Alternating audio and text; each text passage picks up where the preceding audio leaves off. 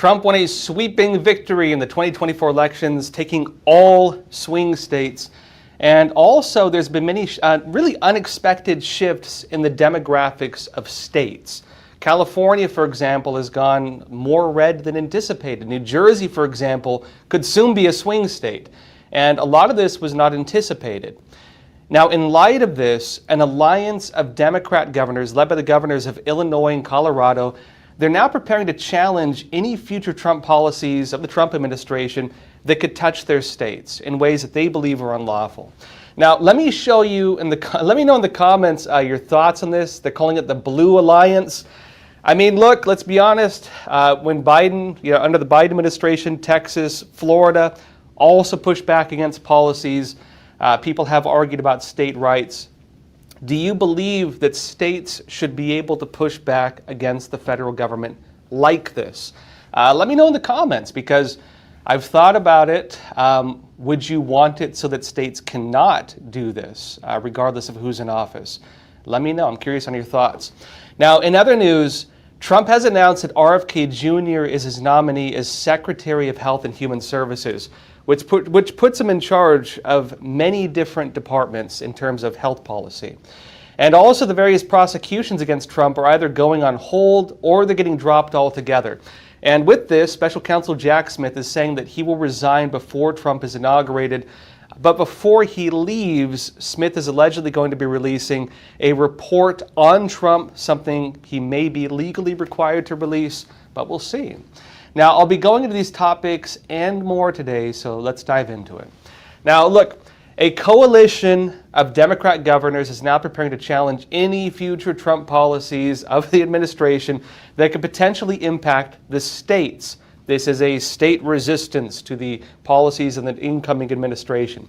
And this includes notably resistance to programs, including mass deportations of illegal immigrants, the diversity policies that are in place, which may get challenged on civil rights grounds, suggesting that they are discrimination under the guise of anti-discrimination, essentially, and also others. Now, the governors of Illinois and Colorado, that's J.B. Pritzker and Jared Polis, respectively, have officially launched what they're calling, quote, Governors Safeguarding Democracy. It will coordinate with various think tanks, legal experts, and advocates on this front. And let me show you their official announcement on it. They say as the nation faces increasing threats against American democracy, including the dangers of authoritarianism and undermining of democratic institutions, governors will lead a new initiative. This is Governors Safeguarding Democracy, the GSD, chaired by Illinois Governor J.B. Pritzker and Colorado Governor Jared Polis. They say GSD is a historic, nonpartisan coalition of governors working together to protect the state-level institutions of democracy, leveraging their unique legislative, budgetary, executive, and administrative powers to deliver results for the American people. And they say that grounded in the belief that saving and strengthening our democracy will require proactive and robust efforts at the state level. And they say that also, what will it do in practice? They say that GSD, this organization, will leverage our collective strength, experience, and institutional knowledge to design and implement affirmative strategies to protect the rule of law and deliver for people in the states. It will reinforce key state institutions to protect executive agencies, elections, state courts, and other core democratic bodies, and develop playbooks to enable governors and their teams to anticipate and swiftly respond to emerging threats. And they note that supported by GovAct, a nonpartisan organization championing fundamental freedoms, that GSD will collaborate with think tanks, legal experts, and democracy advocates, they say, to help tackle the unique challenges facing American democracy today. Now, look, on this, the governor of Illinois actually explained part of this new initiative during an interview with MSNBC. Watch this. We also want to make sure that there isn't a violation of people's rights with, raids, for example, that are done in coordination with local law enforcement on people who are frankly holding down jobs and have been in this country for many, many years. We think that's improper. And in Illinois, that's not something that we would condone. There's been some talk about using other states' National Guard, red state National Guards to somehow come into a blue state and try and enforce these new Stephen Miller inspired rules. And that's just not something we're going to accept. Now, of course, we'll see how this will all play out. California Governor Gavin Newsom is also planning to resist Trump's policies on this front, and so you have at least 3 states on this, and it's possible the governors of other states may also join in. Now, it could also create a lot of problems for them, though, at least in my take. For example, on the immigration front, if you have, of course, Trump looking to deport illegal immigrants in every part of the country, and you have a handful of states saying publicly that they will protect illegal immigrants from deportation, what's going to happen? Well, that means that every illegal immigrant looking to not get deported may decide to flee to those states. And if those states, because remember, a lot of these illegal immigrants, the ones that have been brought in over the last few years, they're not really set up. They're living in many cases off government subsidies. They're getting free housing and food and the whole 9 yards. They're being bussed around. If these states, again, open the door to them and say they will protect them from deportation, you could actually see a large influx of these individuals to those states. And again, that means those states will need to care for them and then try to protect them in ways that they may not be able to because they're dealing with federal agencies and federal law. For example, ICE, which is federal. For example, possibly the National Guard, which is technically state, but the federal government can use under certain circumstances. And also maybe other agencies as well. And of course, even then, Trump's nominee to ICE, Tom Homan, has said that he will carry out the deportations regardless of whether the states work with him or not. And if Trump does invoke the Alien Enemies Act, that will also be hard to resist at the state level. It also seems they're already setting things up for this, notably. Right? NBC said this. They said the incoming Trump administration is considering locations and talking to private prison companies about drastically expanding immigrant detention centers that would hold immigrants before they are deported as part of President-elect Donald Trump's promised mass deportation plan, which sources familiar with the planning told NBC News. In other words, they're going to be building facilities around these major cities with the purpose of getting people ready to be deported. They're already setting up the infrastructure for mass deportations, including in a lot of these areas. And remember, a lot of the states that are looking to push back against the Trump agenda, these were historically some of the quote-unquote sanctuary cities and sanctuary states. This is areas where you're going to have a lot more illegal immigrants just in general. Again, over the last 4 years, it was kind of across the whole country, but in general, because of those policies. Now, they note here the goal is to double the number of immigration and customs enforcement detention beds. 41,000 are now allocated by Congress to hold vast numbers of migrants for short periods of time while they await deportation after their arrests inside the U.S., sources said. My take on this will very likely be a massive operation. And we're also very likely going to be watching a massive number of legal challenges along with it. One important thing to remember, when it comes to politics, it's not always about winning or losing in the courts, even if states believe that they can't possibly push back against this. You could argue, well, ICE has authority over them, they can only do so much to resist it. These agencies, again, in terms of federal and state, there are limits to state rights, as we saw during the Civil War, notably. There are limits to state rights, and while states can resist a certain amount and certain degrees of, let's say, laws or actions from the federal government, it's not absolute. But when it comes to politics, that's not always what matters. When it comes to politics, there's also the optics. And there's the political narratives, and there's the donations to the party that is seen as the one fighting for the people and so on. On that front, at least for the Democratic Party, which is now deeply in debt because of the elections, and they lost the elections, and they overspent on their budget. They need to bail it out. They need to find ways to get more funding. And having a kind of grassroots initiative, having this kind of a operation on the ground, even if they can't win it, will keep it locked in, again, legal challenges, will create the optics of what they're doing, pushing back against these policies, demonstrating that they don't support it. And because of that, we'll also very likely get nonstop media coverage.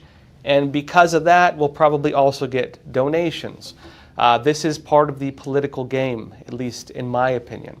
The other side of it, of course, is you do actually have states legitimately believing in state rights and legitimately pushing back against what they believe is federal government overreach. Again, under the Biden administration, we saw Texas and we saw Florida doing similar things, and many people would not argue that was done purely for politics. Many would argue it's because they were protecting the values of their states against values they did not deem compatible with their states, let's say. And also, keep in mind on the deportation front, the deportations, they're just going to be one part of the very large swath of policies we're going to be watching. Some of that as well is going to be going after government agencies and government officials, and notably even their cooperation with third-party organizations, nonprofits, NGOs, and so on, looking for possible violations of the law. And the other big thing is, remember that as part of Trump's justice initiative, he's also going to be looking at the states and officials and government agencies and the whole 9 yards on whether they were violating civil rights laws through kind of what people call reverse discrimination, where they have these DEI trainings which claim to be for racial equality, but may have demonized people because they were white. That kind of racism was accepted for many years in this country, but according to, depending on how you read the Bill of Rights and the Constitution, that could actually be a civil rights violation. They're saying they're going to go after them on that front. And if people believe that they were victims of discrimination from these government officials and government agencies, they could all be opened up to lawsuits. A lot of these states that are pushing back now were some of the states with the strongest policies on that front. And so you could also be watching a lot of these officials face investigations, lawsuits, in the whole 9 yards. And so having a legal body to fight back against that is something I believe they would be interested in, right? On that front. And it doesn't even end there. There's a whole lot of other initiatives that could impact them. Now, look, in other news, Trump has announced that RFK Jr. is his nominee as Secretary of Health and Human Services. This would mean RFK Jr. would oversee the CDC. That's the Centers for Disease Control and Prevention. He would also oversee the Food and Drug Administration and actually other agencies as well, right? The FDA. Trump made this announcement on X yesterday, and here's what he said. He said, "I'm thrilled to announce Robert F. Kennedy Jr. as the United States Secretary of Health and Human Services, HHS. For too long, Americans have been crushed by the industrial food complex and drug companies who have engaged in deception, misinformation, and disinformation when it comes to public health. He said the safety and health of all Americans is the most important role of any administration, and HHS will play a big role in helping ensure that everybody will be protected from harmful chemicals, pollutants, pesticides, pharmaceutical products, and food additives that have contributed to the overwhelming health crisis in this country. Mr. Kennedy will restore these agencies to the traditions of gold standard scientific research and beacons of transparency to end the chronic disease epidemic and to make America great and healthy again." Remember, MAHA, or Make America Healthy Again, has been RFK Jr.'s slogan. Now, again, given by Trump, of course. And now that's going to be interesting because RFK Jr. has made some pretty bold statements against the medical industries, against the vaccine manufacturers. He's saying he could fire around 600 employees of NIH once he comes into this position, if he's nominated, because again, he will still need to be approved by the Senate. RFK Jr. has also been talking about the food additives, things like endocrine disruptors in plastics and other things like that. Things that may be impacting the hormones of Americans, that may be impacting our health in ways we're not even aware of. He's going to be going after all these things, at least in terms of what he's saying publicly. And he also may be looking to hold different officials accountable. You're going to have many layers of this. On one front, you have Trump, again, doing these justice initiatives, and others looking to go after educational institutions for discrimination and many other things, going after the criminal front, going after the woke agenda front when it comes to identity politics and gender politics, going after, for example, a whole gamut of issues. You're going to have the DOGE department with Elon Musk and Vivek Ramaswamy looking to fire and cut government spending and so on. And again, RFK Jr. on his front, on the health front, is going to be going after the pharmaceutical industries, the food industries, and possibly even looking to purge individuals within the different government agencies related to health. And also across the board, they're looking to get rid of special interest. The kind of two-way street you have where government officials may serve in a role and then get a job within a private business, which in their government role they were supposed to oversee. Something that is believed to create conflict of interest. One of the concerns with this, although take it as you will. You're going to have all of this happening simultaneously. Now, that said, folks, in other news, the various prosecutions against Trump, because there are still some going on, right? They're now either going on hold indefinitely, or in the case of the federal ones, getting dropped or wound down altogether. And with this, Special Counsel Jack Smith is now looking to step down, right? He was appointed Special Counsel to investigate Donald Trump. Some of that included the January 6 issue. Some of that included the classified documents issue. He is stepping down. And before he leaves his position, he is allegedly planning to release one big last report on Donald Trump, on his findings. Fox News said this. They said, Justice Department Special Counsel Jack Smith is expected to resign before President-elect Trump is inaugurated in January, the New York Times reported, citing sources familiar with the matter. They say Smith is aiming to bring an end to his cases against Trump and step down before the new president takes office as a way to get ahead of the Republicans' promise to fire him within 2 seconds. Because Trump, remember when Trump was president last time? He was, of course, also being investigated. You had Robert Mueller, the special counsel, investigating the whole Russiagate scandal. Turned out it was fake, right? The whole thing was it was opposition research for politics. It was fake. Robert Mueller was appointed special counsel, and there was talk at the time, during the previous Trump administration, over whether Trump could fire Mueller or, remove some of the heads of the FBI, because the heads of the FBI, and there were a few of them, were putting these in place. It was questionable whether Trump could do these things without maybe being impeached, right? And so Trump was not able to remove certain individuals from their positions because of the possible conflict of interest it would have created as he was being investigated. A lot of that was unprecedented. We don't really see presidents sitting in office getting investigated like that by special counsels very often, but that kind of became the norm. Trump is done with it seems, this time. He said that within 2 seconds of taking office, he would fire Jack Smith. And on that front, there have been arguments over whether Smith was legitimately appointed or not. There are some issues with that, and we're very likely going to see some of that come up once Trump does take office, if they choose to pursue it, which they're suggesting they will. I'll get into that in a minute. It notes here, though, that Smith on Friday filed a motion to vacate all deadlines in the 2020 election interference case against Trump in Washington, D.C., a widely expected move, but one that stopped short of dropping the case against him completely. He said last Friday, that his team plans to give an updated report on the official status of the case against Trump on December 2nd. Smith is required under DOJ regulation to submit a report of his findings and an explanation of the charges the prosecutor considered and ultimately filed, even though neither case made it to trial. So, all the details they have, all the evidence they have, we could see Smith release this. We don't know if it would be made public or not, because they might not be required to make it public, but it is going to be released. Now, remember on this, Smith released a report on his findings just recently. He did that just before the presidential elections. When people were getting ready to go to the polls, Jack Smith released the documents detailing his case against Trump. Some critics, even among the maybe like kind of left-wing media, even some of them argued the optics of that were bad, since they said it could impact the way people chose to vote. Now, the corporate media were all over it. They reported it left, right, and center. It was all over the headlines, but interestingly, it didn't seem to catch much in terms of public attention. The public didn't seem to care much about it.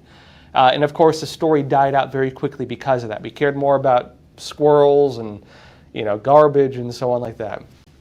Now, many pointed out that its claims around January 6th and Trump, right, this report, were actually not much different from some of the initial filings.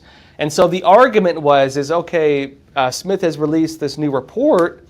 What's actually new in it? What does he say that we've not heard before? It really wasn't much new, other than some additional conversations that were not public fully yet. But once it came out, it was really nothing new. So the question is, with the upcoming report is, right, it's not clear whether this will contain anything new either, given the fact that Smith has already published a report on his findings. It is possible this could be a retelling of some of the same information.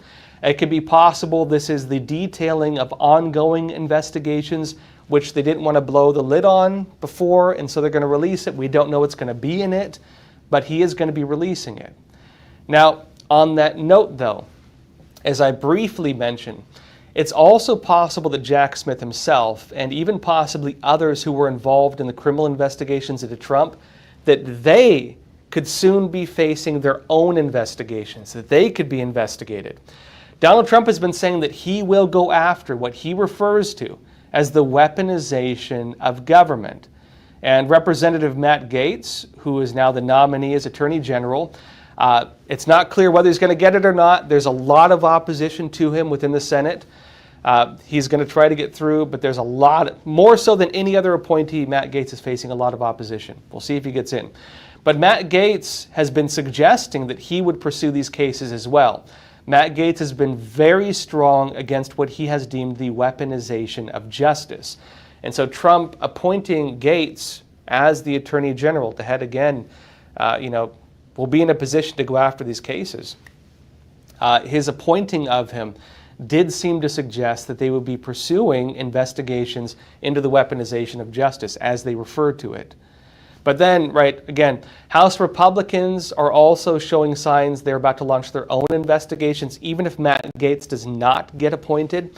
House Judiciary Committee Chairman, Representative Jim Jordan, as well as Representative Barry Loudermilk, they sent a letter to Special Counsel Jack Smith for records related to his prosecution of Trump, suggesting again that whether Gaetz gets appointed or not, regardless of Trump or not, right, that you do have these officials within the House launching investigations into Jack Smith, and they're asking him to retain their records.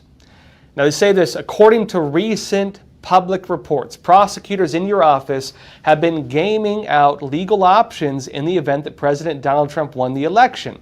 With President Trump's decisive victory this week, we are concerned that the Office of Special Counsel may attempt to purge relevant records, communications, and documents responsive to our numerous requests for information. The Office of Special Counsel is not immune from transparency or above accountability for its actions. In other words, they're saying, okay, Jack Smith, you were appointed to this position.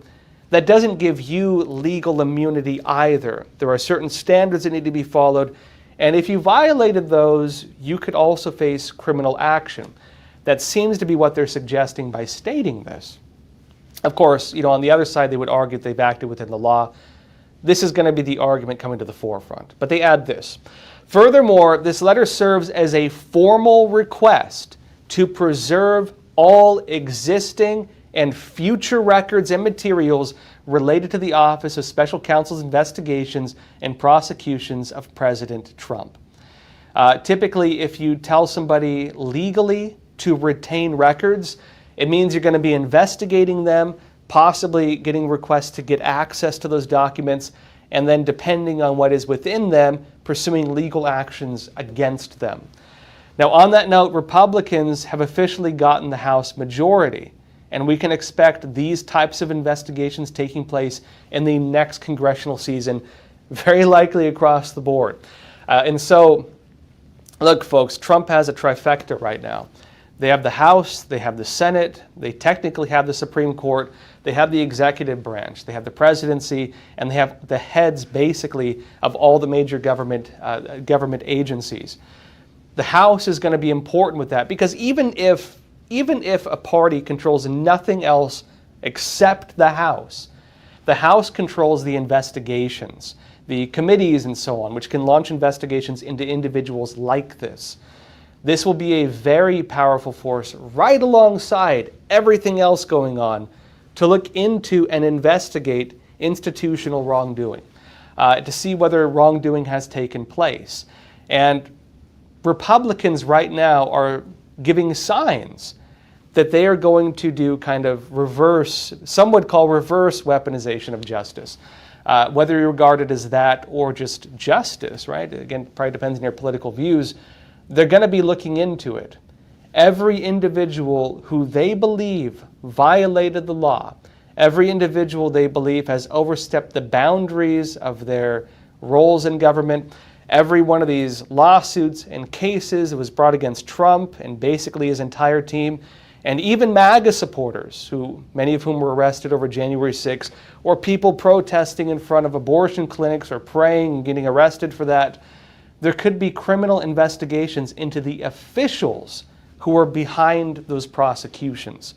And every signal they're giving right now is suggesting that they are in fact going to be pursuing these cases. The tables have turned, some would say, right? Now, also a focus of all this is going to likely be into whether the White House was also involved in these prosecutions, because that was one of the big suspicions, that this was not just government agencies acting on their own, that there was coordination, planning, and that it was done with political intent. Now, whether that's the case or not, we don't know. That'll be part of the investigations, very likely. And it could also look into the legitimacy of Jack Smith's appointment as special counsel in general, something that has been brought up repeatedly over whether he was legitimately appointed in the first place. We could see other issues as well. We're going to have to see. Now, meanwhile, InfoWars, they've been bought by The Onion. And no, this is not satire. I'll be going more into this and what's happening when we come back from a quick break. We'll be back in less than a minute, so don't go anywhere. Experts agree. One of the best ways to protect against financial uncertainty is to diversify your portfolio. Learn how physical gold and silver can secure your retirement funds from today's economic challenges. With a gold IRA from American Hartford Gold, you can safeguard your wealth with no penalties or taxes when you transfer your current qualifying retirement accounts. Call now and our precious metals specialists will send you a free information kit, no cost or obligation. American Hartford Gold, a trusted industry leader with an A+ from the Better Business Bureau, has a 5-star rating from thousands of happy clients. Whether you are getting physical precious metals in a gold IRA or delivered to your doorstep, we offer only the highest quality gold and silver. For your peace of mind, we also offer a no-fee buyback commitment, a low price guarantee, along with free shipping and free insurance. So don't wait. Call the number on your screen today and secure your financial future.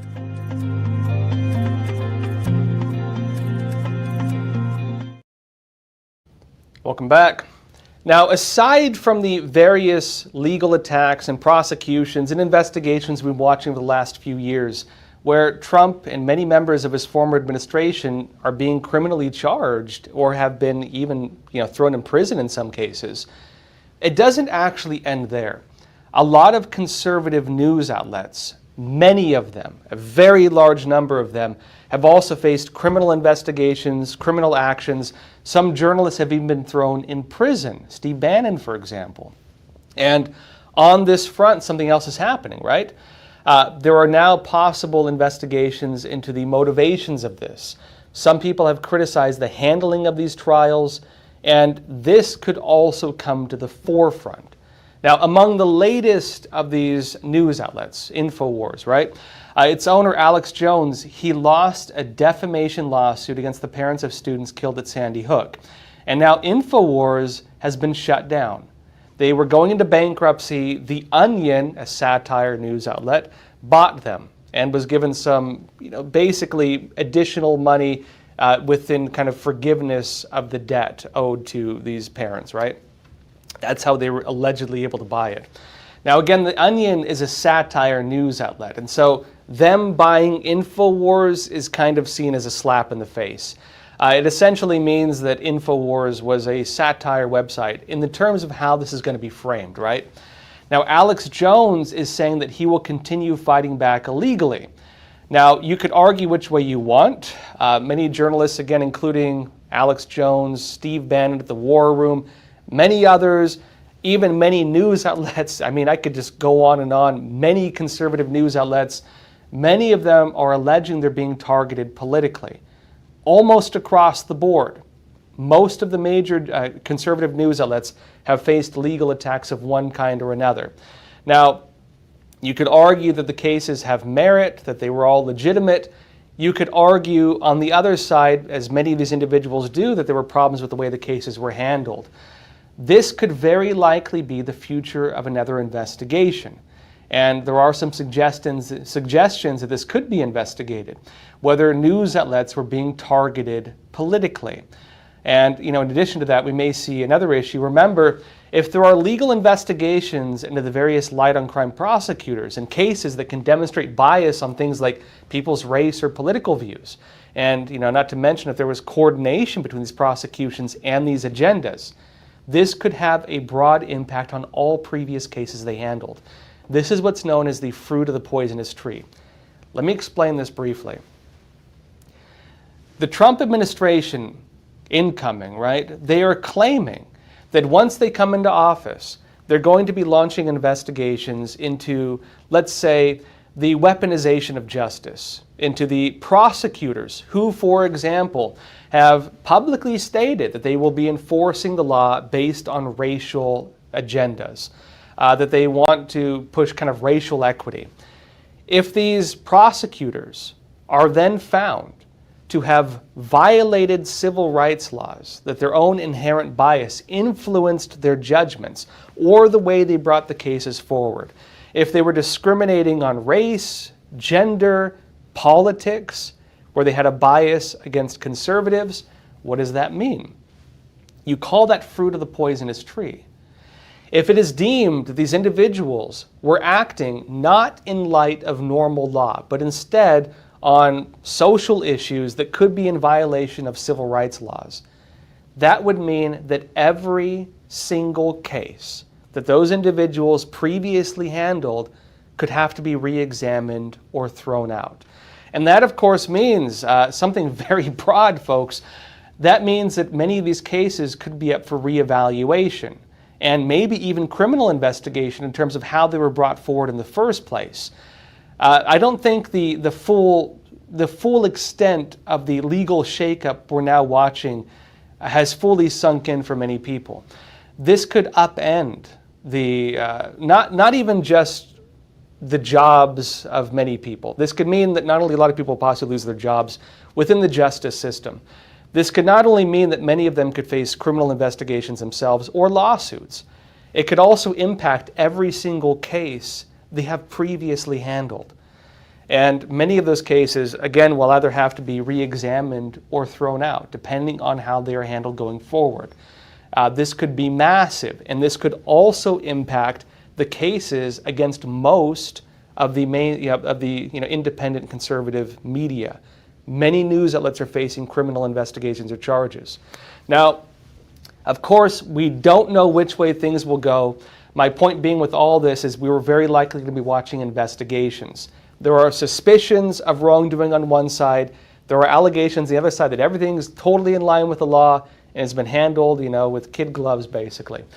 We only know some of the surface claims right now.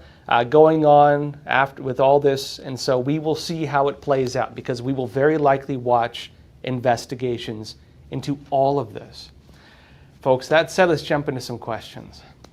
Let's see here. All right, Max Imog 87.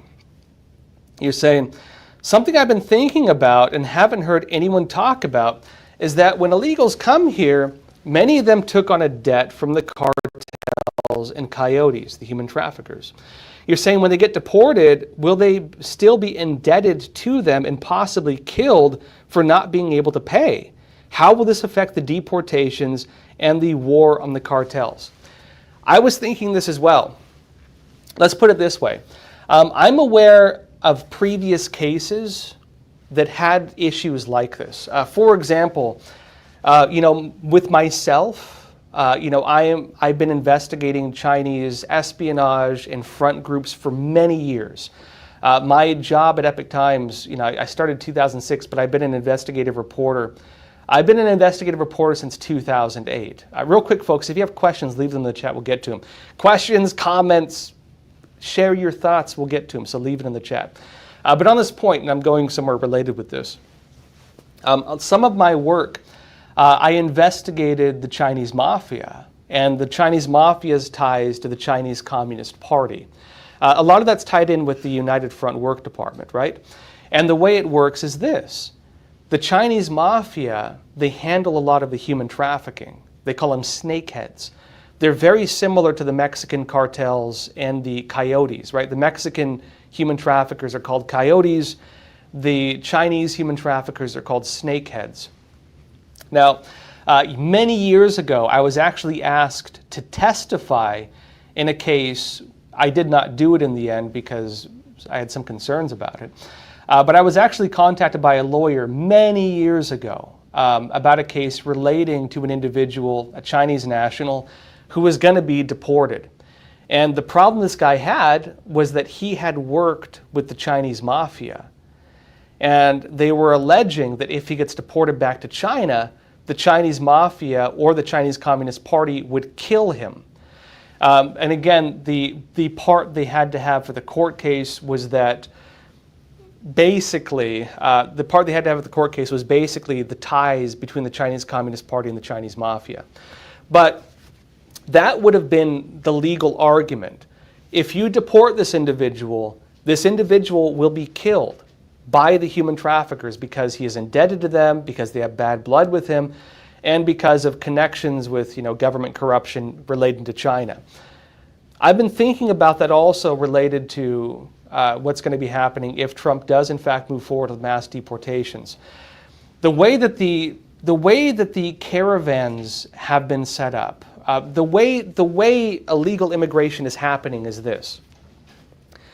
You essentially have a few different fronts to it. You have NGOs, non-governmental organizations, playing roles at just about every step of the way. They're running buses, they're getting people registered with international projects and so on through the United Nations.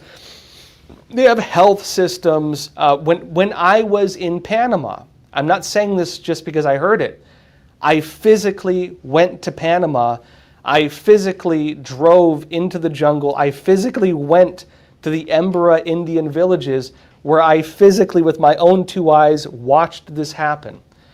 These individuals come in through the Darien Gap on boats, they unload them, and you have United Nations booths where people get in line and they register with the United Nations to become part of this program they have where they facilitate their movement all the way up through Latin America to the US-Mexico border and then into the United States.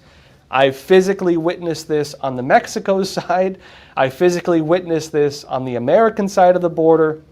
And the way it works is this. You, at various points, have bus companies or NGOs facilitating this in countries which are not part of these agreements. Nicaragua, for example. The trafficking is handled by criminal groups. It's handled by human traffickers. And so, as part of this system, there are human traffickers involved. They're actually part of the network. Criminal organizations. Once they get to the US-Mexico border, The transit across the border in many areas is handled by the cartels. You could argue that they're kind of part of the system in a very terrible way. That is not all areas, but the cartels control various border openings. And if individuals try crossing the border without paying the cartels will kill them. I've heard reports of mass graves where they kill these people and just dump their bodies. The cartels do that. Now, the issue you have is that sometimes when they can't pay them, they have to become indebted to the cartels, and they owe the cartels money. And these are not like you just pay off your debt. These have, interest rates and so on. And so the individuals coming to the U.S., they need to keep paying the cartels.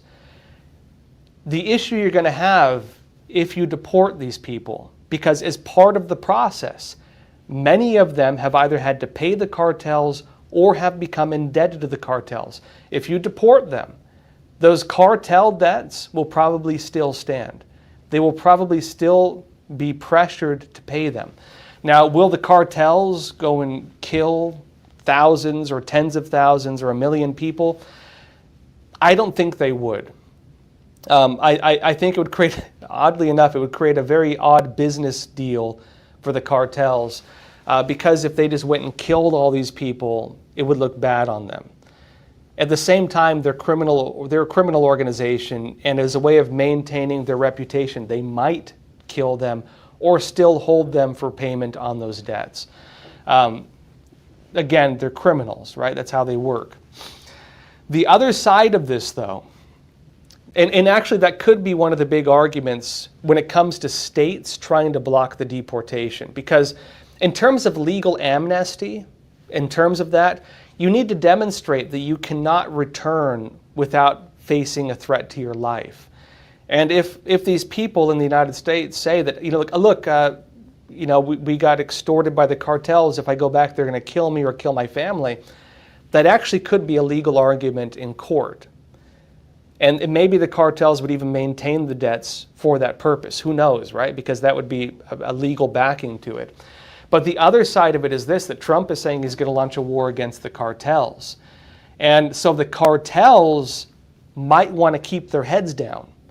If the cartels begin killing people who are being deported, the Trump administration, Donald Trump came out publicly and said he's going to be using special forces raids to go and kill the cartels.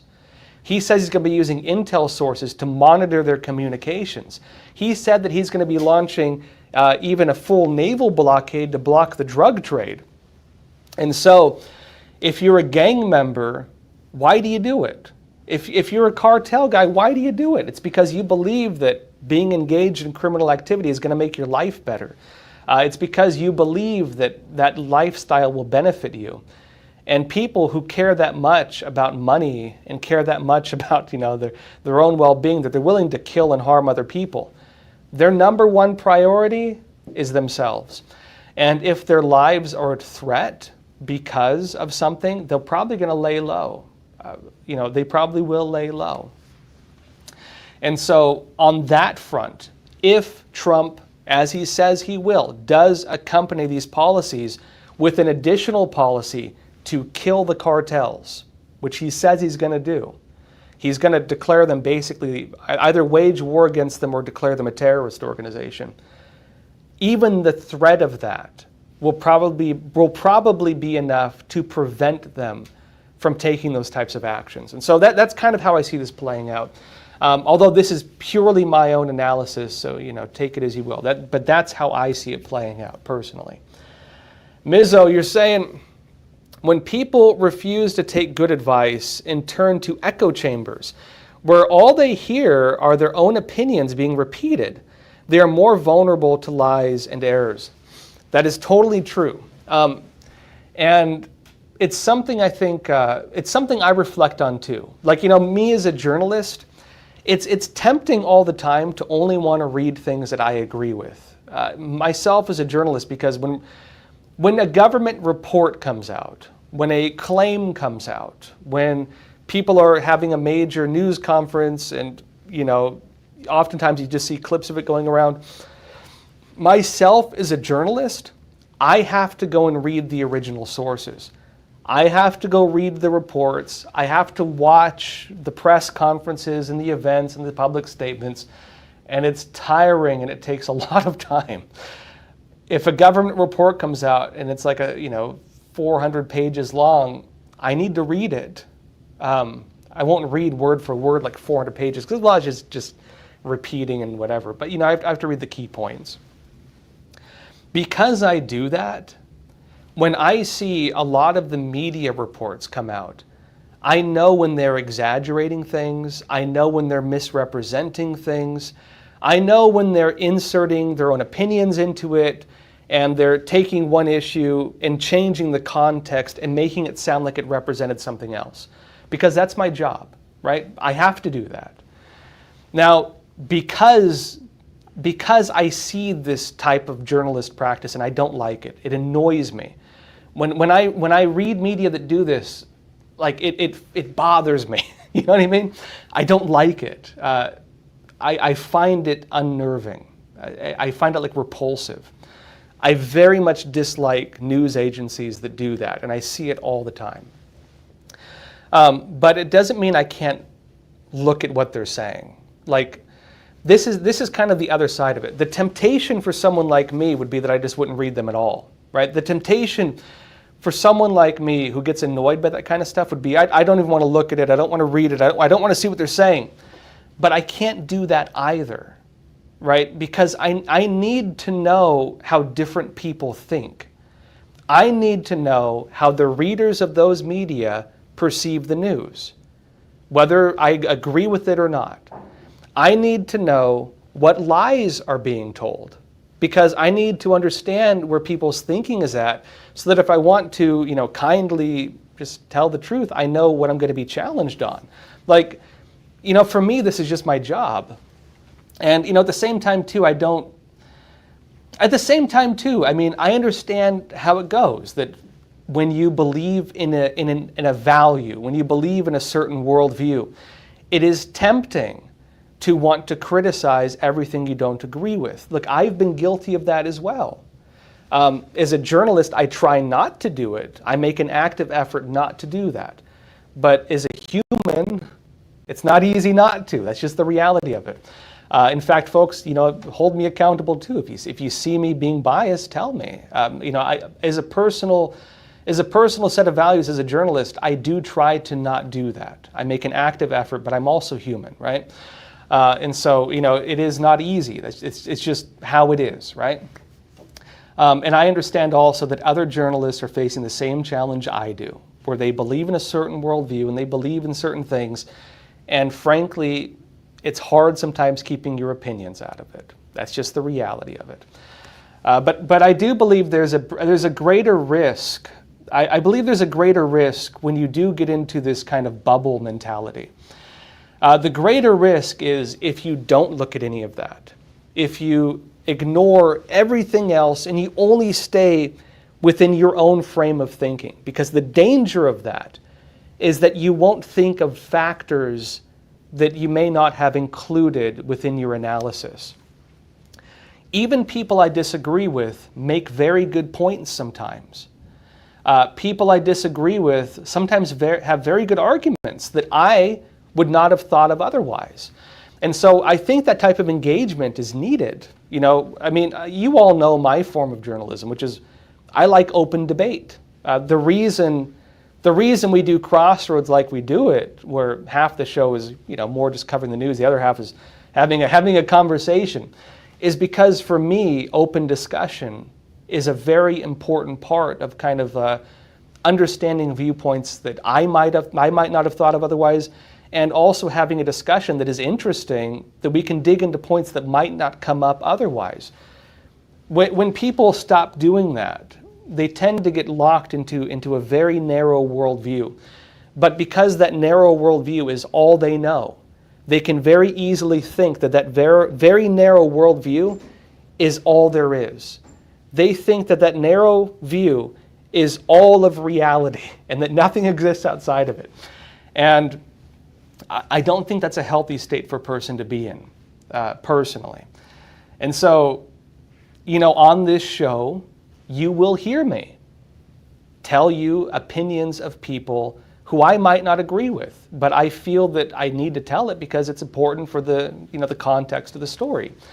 I will try always to show both sides. I will try always to be balanced. As a personal set of values, I try not to attack people. It goes against my values personally. And so I try to present news in such a way, which I believe presents a more complete and accurate picture. And that's how I approach things personally. Let's see here. Realityisreal.com, you're saying going after profit without regard to negative consequences will continue until it catches up to itself and painful corrections are made out of necessity. Yeah. You're saying going after profit without regard to negative consequences will continue to catch us up. Yeah, I think you're talking about the business front. I think this applies to politics also. This is the problem you have with the issues we're now facing, I think, socially, at least in terms of what Trump is doing right now. I think it falls very much in line with this. The argument is that we're so much in debt, right? So Elon Musk has been saying this publicly, that we are heading in a direction that is not sustainable as a country, right? On the debt front, we are heading in a direction that is not sustainable. We are on the political front, the social front, heading in a direction where people are getting more and more at each other's throats. On the political front, also, we're heading in a direction that is leading to increasing amounts of government bureaucracy to the extent that we're dedicating a lot of the focus on things that don't really impact the average American, and that the average American, many of them don't even care about. Social issues and all these other things, right? I would say that the gender and race debates and all this stuff, even though some of them should be debated, when taken to an extreme, these oftentimes tend to be the debates you only find in very wealthy countries. Because in other countries where they don't have the luxury of caring about that, they're focused on like, gee, how do I get food today? Gee, how do I heat my home so my family doesn't freeze to death this winter? Many people in the world are focused on more basic needs. And when you start debating about things that have no inherent value to your well-being or your survival, that tends to be more of like the late empire, the late empire politics, let's call it. The argument in terms of basically resetting everything, of readjusting things so that we are on a path that is financially sustainable, where we're not going to go trillions and trillions into debt to the extent that maybe eventually our tax dollars go to nothing other than paying interest on debt. We're well on our way towards that. With the way spending and interest rates are going, we are very rapidly heading in a direction where we're only paying taxes to pay interest rates. And the question is, at what point does that just collapse the economy? At what point does the whole thing just go belly up? At what point does that destroy the U.S. economy and the U.S. dollar by extension of that? And of course, what the U.S. represents to the world in terms of standing up for basic human rights. Because like it or not, America does represent that for the world. The very nature that humans are endowed with God-given rights is an American idea.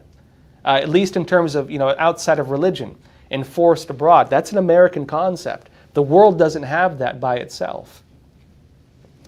And so the argument coming up is that there needs to be a very painful readjustment.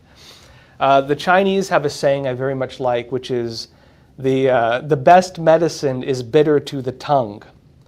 The actual history of that was there was a I don't know the years that well in ancient China and stuff. I get the names and histories mixed up, but I know the stories. The story was basically there was a war. The new emperor was coming in, and he wanted to purge corruption. We're getting rid of corruption. History has seen this a lot too.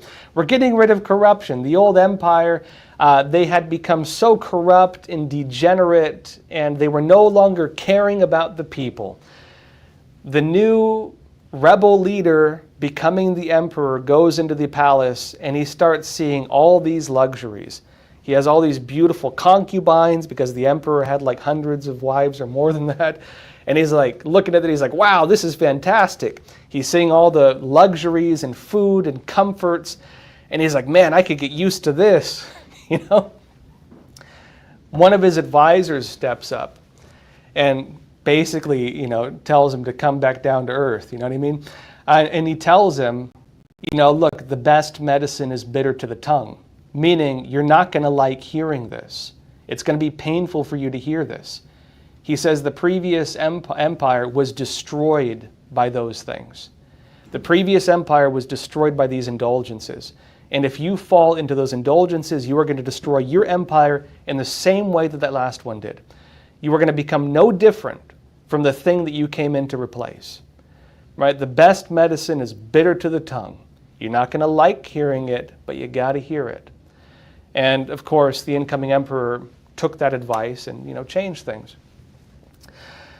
Sometimes when you come in, you do want. Sometimes when you have these people looking to rebel or whatever else, they rebel until they realize, until they achieve the position they want or get what they want, and they realize how appealing and alluring all the wonderful benefits are. And of course. Yeah, some of you mentioned, Zachary mentioned, like Rome. Yeah, Rome dealt with the same thing. Rome went through the exact same thing. The decadence of, I'd say, about 100 BC leading up to about 200 or 300 AD, depending on how you weigh it, was very much like that, right? Maybe 200 AD, right? It was very much like that. And you also had an oscillation between different leaders because you had tyrants coming into place, right? Just left, right, and center. The temptation is always that once you come into a position, even if you opposed corruption and all these things initially, once you go into it and you say, oh, I can make money from this. Wow, it's so nice. Hey, I can get involved in insider trading. Not me personally, but I'm saying maybe an elected official going in. And they realize they become tempted by the allure of the corruption that they set out to purge in the first place. That is always the challenge you have. Now, the other challenge you have is if you want to drastically change a system. That people would argue right now that there is a culture in Washington. That culture sustains what it is. There's a culture for the way that international negotiations are handled. There are diplomatic cultures. There are things that people learn in the Ivy League schools that tell them, hey, cookie cutter method, this is how you do it. Those individuals, when you break from the structure, will freak out because they think you're doing it wrong. And you're changing the culture. You're changing the way people are used to doing things. And if you take an additional step and say, I'm also going to go after you. I'm also going to investigate you for wrongdoing. And you have a lot of people who've been involved with these things that were not seen prior to that as being out of off color, let's say. You're going to shake the boat. You're going to cause a big shakeup, and there are going to be people who fight you tooth and nail to stop you. And the question is oftentimes, is it worth it? And I think currently with the debates we're having in this country, that's part of the debate right now. Is it worth it? Are the problems so bad that they require such drastic steps to change them or fix them, however you view it? I think that's kind of the debate we're having as a country right now on a lot of fronts. Let's see. Jesse Martin, you're saying, there's so much that needs to be put in order, and it seems that Trump is determined to do it, but it is more than can be done in 4 years. What do you think is the single most root cause that Trump should focus on most? What is the root cause he should focus on most? I would say that personally, I think he can do all of it, but it is going to be messy. And I would say that you almost can't change it without going after all of it. And the reason is this. If Trump, for example, were to simply try to carry out mass deportations, he would probably not be able to do it. He would face legal pushback. He would face pushback from, a judge in Hawaii. But remember, like when Trump was elected back in 2016, he'd try to do stuff, and it's like a federal judge in the middle of nowhere blocked Trump from doing this. You're like, well, how did this federal judge have authority to do that? Well, they did, right? Argue all you want. Federal judge blocks Trump building the wall. Federal judge blocks X or Y or Z, right? That happened all the time. If Trump, for example, goes to carry out his agenda and then suddenly he's being criminally investigated and he has to divert half his focus to that, and he can't remove officials that he was wanting to, maybe clean up or something like that, he can't even touch it anymore, because if he does, he'll be impeached, like happened, for example, with the Justice Department and, of course, the FBI and Justice Department, the launching of the special counsel, right, over the Trump-Russia, narrative. That stopped him from carrying out a lot of what he wanted to do. Now, the other side of it is if you just try to change everything, if you want to criminally go after all these individuals, if you want to open up all those individuals to lawsuits, if you want to fire who knows how many of them, they're talking, numbers go around to like 40,000, 50,000 people that might get fired. If you're looking at the rearranging of entire government departments, if you're looking at term limits so that entrenched, kind of like middle managers and stuff can be fired or removed or replaced, you're basically making it so that the individuals who probably would have challenged you could just be fired or removed or face investigations themselves. That clears the way for the other actions. And I would argue that some of the stuff he's planning to do is so drastic in terms of what it represents, in terms of the shift and the scale.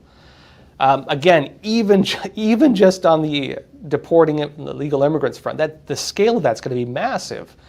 The scale of going after gangs and cartels, if he does it, is going to be massive. The scale of purging these government institutions is going to be massive. You're probably going to see a lot of legal debates against it. Even outside of everything, even just the pensions is going to be a big deal. Do these people still get pensions? You're going to have them on payroll still. Do they still get their pensions? That's going to be a big issue. And then how do you incentivize people to want to get government jobs while doing that? And the other side of it too is, well, this is another whole argument, is that faith and trust in government is fundamental. Faith in the institutions and faith in the integrity of government is one of the most fundamental, it's one of the foundations of a healthy society. If people do not believe in the integrity of the state, they will not sustain the state come one generation or two generations. They will try to change it. And if you want your country to survive, you cannot allow that to remain. You need to, as we saw, maybe politically target these individuals, which is what many believe has happened. Or you need to implement changes to restore that faith. The challenge you have when going about restoring that faith is that in the process of it, you might see a lot of corruption. You might see a lot of problems. You might see a lot of stuff dug up that a lot of people never wanted people to see the light of day, basically. And the danger of that is that it could potentially fundamentally damage the perception of integrity and make people demand a complete reformation. That is the danger of it.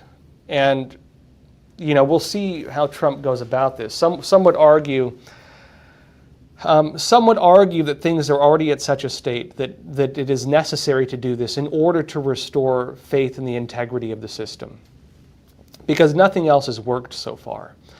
And again, it depends on which side of the aisle you're on. Some people believe that this is the worst thing to ever happen. You know what I mean? Some people believe it's the greatest thing since sliced bread. So we will see. We'll see what comes up from it. But I think this is the challenge.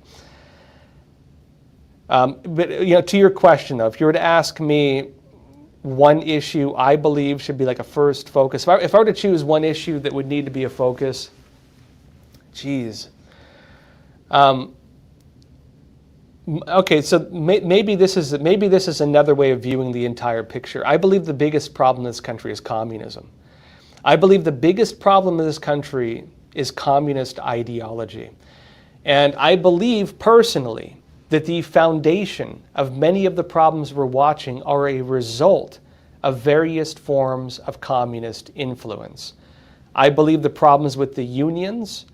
I don't believe unions are inherently bad, but I believe that institutionalizing them and allowing them to basically extort businesses and even extort the government does come from syndicalism, which is a communist ideology. I believe the communist influence is the problem, not the idea of people coming together and calling for basic human rights and so on.